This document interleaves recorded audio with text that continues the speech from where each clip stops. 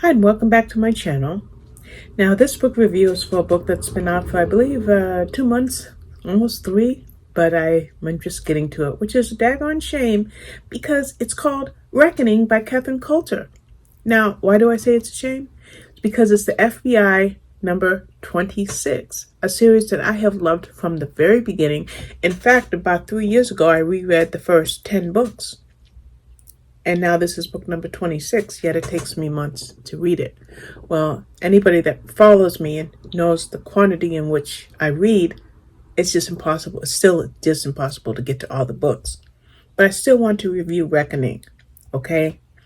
Now, we have our agents, FBI agents, Savage and Sherlock, husband and wife. He's her boss for the most part, but they work together well. And they've been together for a while. They have a young son named Sean, and now they're at their newest case. Now, our book introduces us to a young girl named Kira Mandarian. And Kira Mandarian, her parents were murdered, and she barely escaped, okay? Now, she's a grown woman now, and she's an attorney, and she wants to find out who killed her parents back when she was 12 years old. Now, the thing is, there's a scene in the book where Kira hears footsteps in her home. She's 12 years old. She hears these footsteps and she knows that the sound, I believe, if I'm not mistaken, the scene is she can hear the footsteps going upstairs. But she knows her parents are already upstairs. In fact, they're probably in bed. So she knows that there is an intruder, or intruders plural. So she gets on the phone and she says, I think somebody's in my house. So the 911 operator tells her to hide. Can you hide? And then we hear pop, pop. I think somebody just shot my parents. Get away, run, run. So she tries to flee. As a matter of fact, she gets grazed by a bullet and she gets injured in other ways, but she escapes. Okay. Now, like I said, it's 14 years later, and she's an attorney and she's living in Virginia.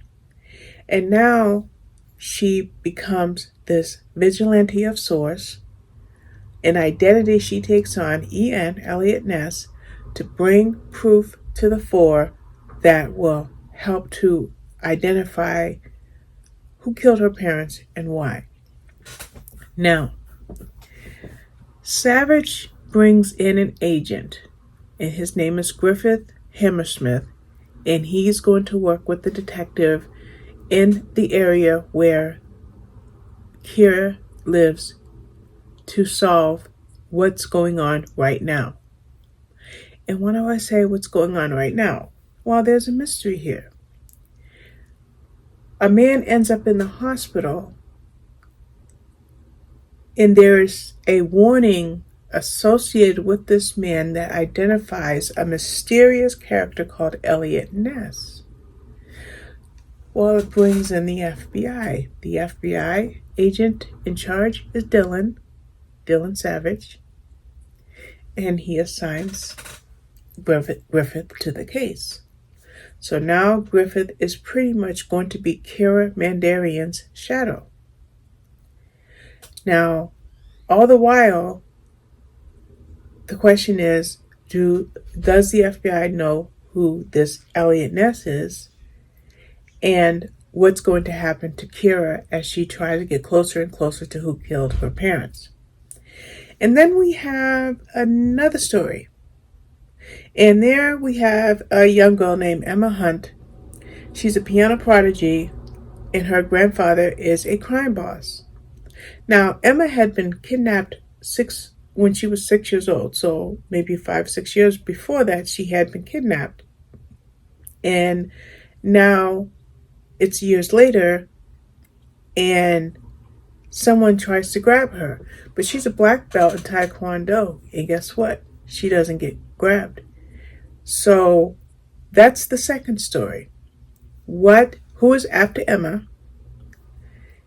And what about Kira in her quest for justice about the death of her parents? And in any way, do these two stories tie in together? That's a lot. That's a lot.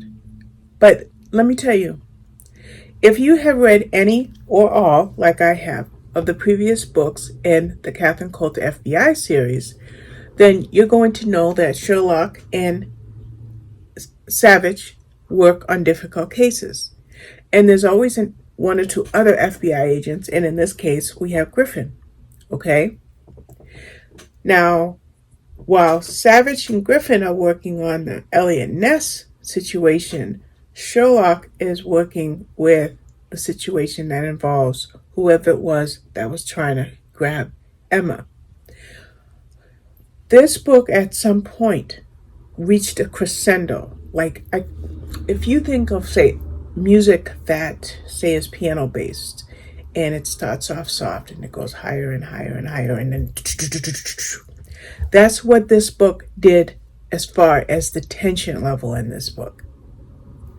And then there was a sweet bit in this book that involved a bit of romance. And the last thing I want to say about this book is read it to the very end. Just read it to the very end. Is it an Easter egg? Maybe. Does it whet your appetite for book number 27? Definitely. Does it make you love Sherlock and Savage just as much as you always have? Definitely. But then I will admit I'm only going 4 stars in this book. But it doesn't mean I don't love the series, because I absolutely adore the series.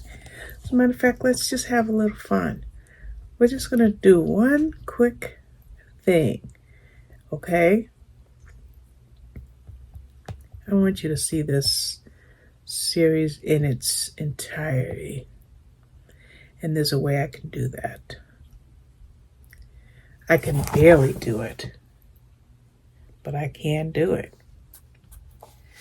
Let me see if I can screenshot it. I'm going to screenshot this in. I'm not even going to show you now, but I'm going to screenshot something into this book review to show you how dedicated I am to this series, so that you can see that I have read every single book. Not so that you can see it, but so that I can remind you of the fact that I have read every single book and what screenshot I just took. I don't know. We'll just leave that. I'll edit it in. I'm not going to show you now. So there you have it for Catherine Coulter's FBI series, number 26, Reckoning. Great read. And man, do I want to read the next book in this series like now, but I won't get to it probably for another year because they come out yearly. So that is it for Reckoning. I want to thank you for watching. Bye-bye.